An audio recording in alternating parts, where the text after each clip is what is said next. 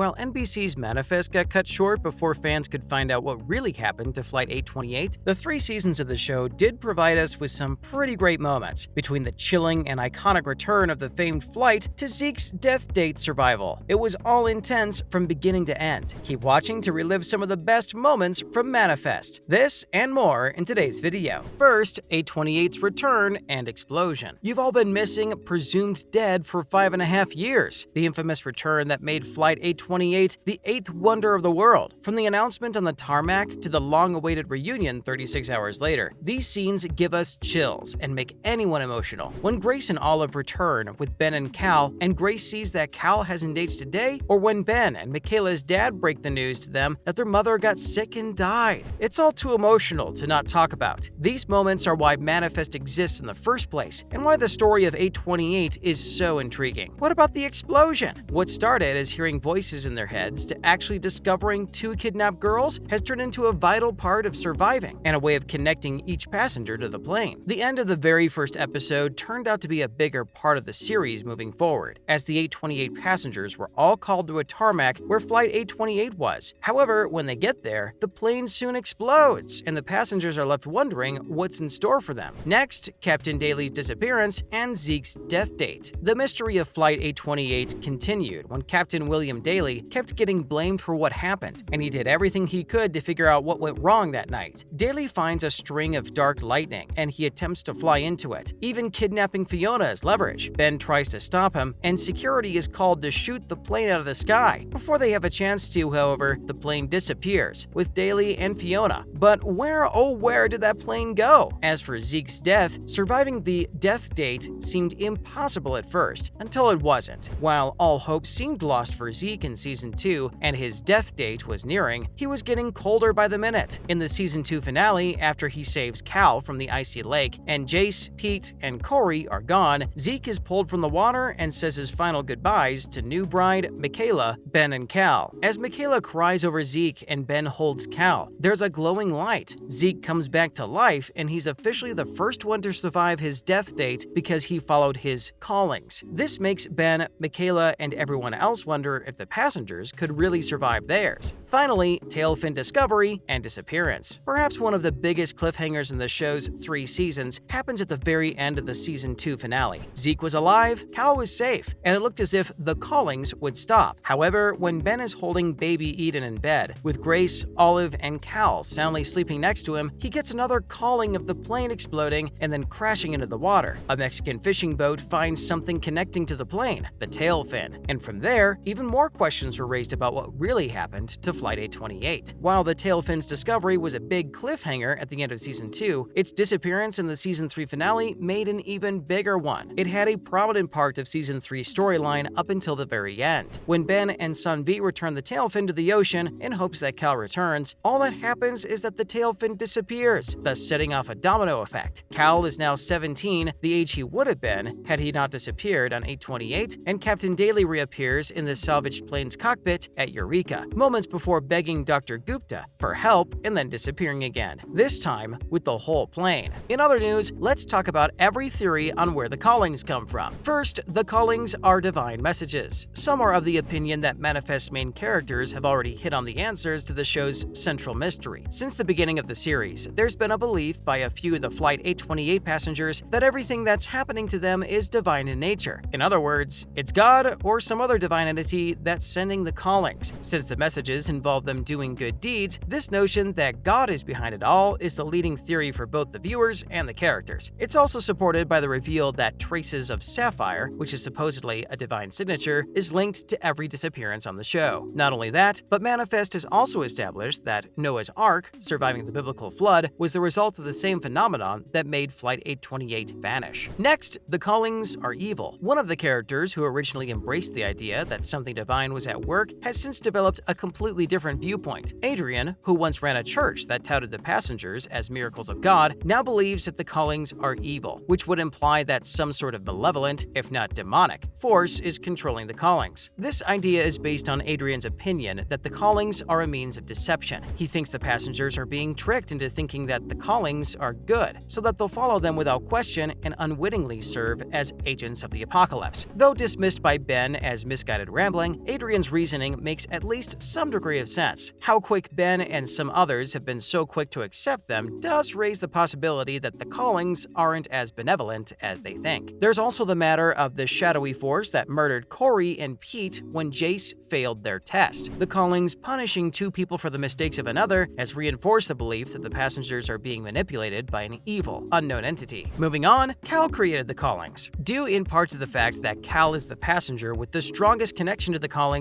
speculation is mounting about his true role in the series. The character disappearing and returning 5 years older in the Manifest Season 3 finale provided further proof of his uniqueness. What happened to him was an indication that Cal must have traveled through time. There's nothing in the show that hints at where or when he went, but one of the possible answers to this question is that Cal went to the future. If that's true, that would explain why Cal told Grace that he knows what they have to do now. This idea has contributed to the growing theory that not only is Cal more sensitive to the Callings, but he's the one who created them. It's been suggested that after going to the future, Cal figured out what has to happen so they can finally beat the death date. At some point, he used his knowledge of future events to physically project messages back into the past to make sure the characters accomplish what needs to be done. If that's the case, then every calling they've ever had come directly from him. The strongest argument against this theory is how powerful it would make Cal. After all, people have been getting callings for thousands of years. Any single character being responsible for each and every one of them does feel a bit far-fetched. The show has proven that Cal is special in a way that none of the passengers are, but his character, being the creator of the Callings, is a bit hard to imagine. Finally, the Callings are visions of a parallel universe. It may be that the Callings aren't messages from anyone, whether it be a person or divine presence. Instead, it's possible that the Callings are secretly visions of a parallel universe. Many have postulated that the existence of an alternative reality is at the heart of every major mystery in Manifest. If so, that would make sense to the Tailfin, considering that they know the plane exploded. The recovered wreckage of the plane from the ocean has been a huge head-scratcher for the passengers and the Eureka team. But if there's an alternate reality out there, that could be the reason why there would be two planes. They may have crossed over through an interdimensional wormhole. If this is what's going on, the Callings may be visions from Manifest's parallel universe that show them how things happened in the other world, or how they were supposed to happen. In other words, the Callings may not be warnings, but glimpses at another universe. They could come directly from the counterparts of the main characters, or they could be happening as a result of the universe course-correcting itself and trying to fix any damage done to the timeline when the passengers initially crossed over. Some version of this could work on Manifest if the show were to lean into less religious and more science fiction-oriented explanation. Well guys, that's all the time we had for today. Make sure to like and follow for more great content. Till next time, cheers!